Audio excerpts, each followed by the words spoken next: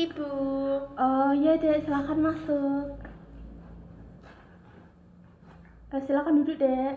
Terima kasih, Bu. Apa kabarnya adik pada pagi hari ini? Baik, Bu. Perkenalkan sebelumnya ya dek, saya dengan bintang-bintang yang berjaga pada pagi hari ini. Adik ini dengan adik siapa ya? Saya dengan adik Amelia. Usianya adik di sini berapa ya? 15 tahun, Bu. Oh oke. Adik di sini ada yang bisa saya bantu apa ada keluhan apa gitu? Saya ingin konsultasi kesehatan reproduksi. Sebelumnya adik di sini sudah tahu nggak kesehatan reproduksi itu apa? Belum, Bu. Baik, di sini saya akan menjelaskan terlebih dahulu ya adik tentang apa sih itu kesehatan reproduksi. Ini bisa lihat kesehatan reproduksi adalah keadaan sehat secara fisik, mental, dan secara sosial, secara utuh, terbatas dari penyakit yang berkaitan sistem, fungsi, dan proses reproduksi. Nah, di sini ada perubahan yang terjadi pada remaja. Ya, contohnya itu ada payudara membesar, terus pinggul melebar, terus juga naik turunnya emosinya mungkin ke remaja umur sekitar 12-20 tahun itu emosinya masih labil. Terusan juga tumbuh bulu-bulu di ketiak ada juga di sekitar kemaluan seperti itu ya dek. Nah di sini ada alat reproduksi pada wanita itu dibagi menjadi dua, itu ada bagian luar dan bagian dalam.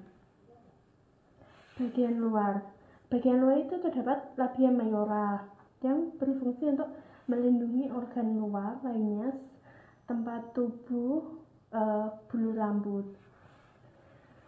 Labia minora ini ada di bagian dalam yang berfungsi itu sebagai pelindung vagina dan uretra. Terus ada klitoris yang merupakan tonjolan kecil dan sensitif. Terus juga ada di sini lubang vagina. Nah, bagian dalamnya itu ada vagina, ovarium, dan juga tuba falopi, dan juga ada uterus yang berfungsi sebagai tempat janinnya berkembang. Nah, ada cara menjaga organ reproduksi di antaranya.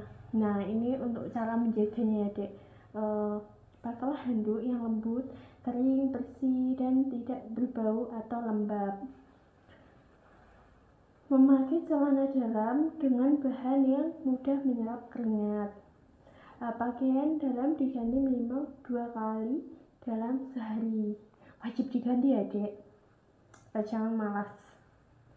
Dan juga bagi perempuan sesudah buang air kecil, membersihkan air kelamin sebaiknya dilakukan dari arah depan ke belakang agar kotoran anus yang kalau orang awam ya itu kan ceboknya ke dari belakang ke depan ya, itu sebenarnya nggak boleh. Sebenarnya itu harus dari depan ke belakang karena biar kotoran anusnya itu tidak terkena bagian depan, jadi bisa menyebabkan alergi atau bakteri itu menjalar.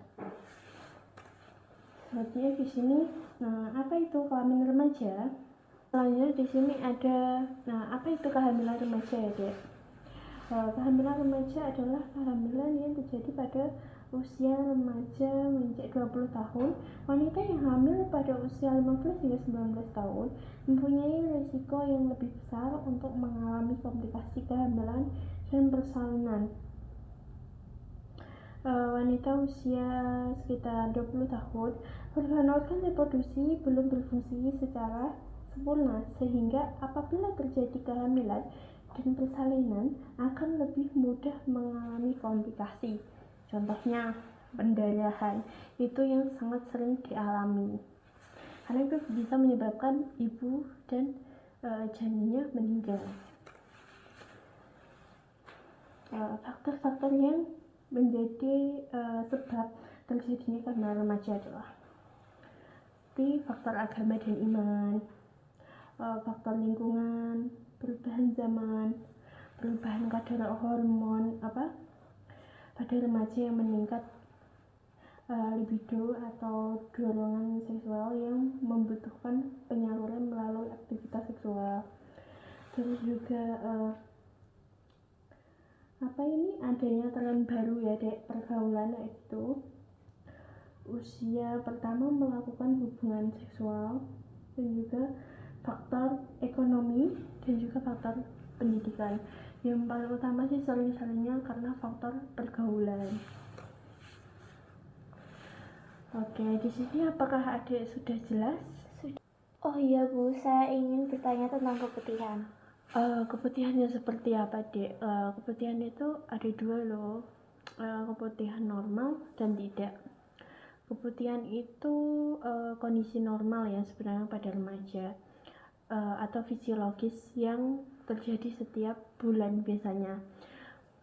Terus muncul keputihan itu bisa sebelum menstruasi dan sesudah menstruasi. Dan juga ini kan keputihan dibagi menjadi dua ya.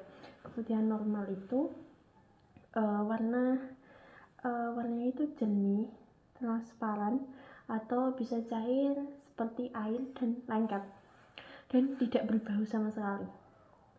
Dan munculnya keputihan ini dipengaruhi oleh hormonal, sehingga debit atau banyak dikitnya sekret alias cairan vagina sangat tergantung pada siklus bulanan. Selain itu, kondisi lain itu seperti hamil, menyusui, terangsang seksual, memakai pil KB. Sebenarnya kalau adik tidak ya, soalnya kan adik masih remaja. Dan juga kalau keputihan tidak normal itu rasanya gatal, dan juga ada berbau amis atau apa gimana gitu kan. Dan ketiga itu cairannya itu berwarnanya kuning atau gelap. Nah, dan juga biasanya itu disebabkan oleh kurangnya menjaga kebersihan vagina kalau kayak gitu. Makanya dia disarankan untuk mengganti celana dalam itu minimal 2 kali sehari. Dan juga jangan sering-sering menggunakan celana yang ketat seperti legging kayak gitu, karena itu juga bisa menyebabkan keputihan. Dan kalau misal pipis kan atau cebok kayak gitu, itu usahakan dielap terlebih dahulu agar kering, karena kalau lembab nanti dia bisa tumbuh-tumbuh kayak jamur gitu. Biar mencegah terjadinya kayak infeksi kayak gitu. Apakah adik di sini sudah jelas dengan apa yang saya sampaikan? Sudah Bu. Baik, terima kasih adik sudah berkunjung di sini. Adik boleh dipisahkan untuk pulang. Terima kasih Bu. Baik, silakan dek.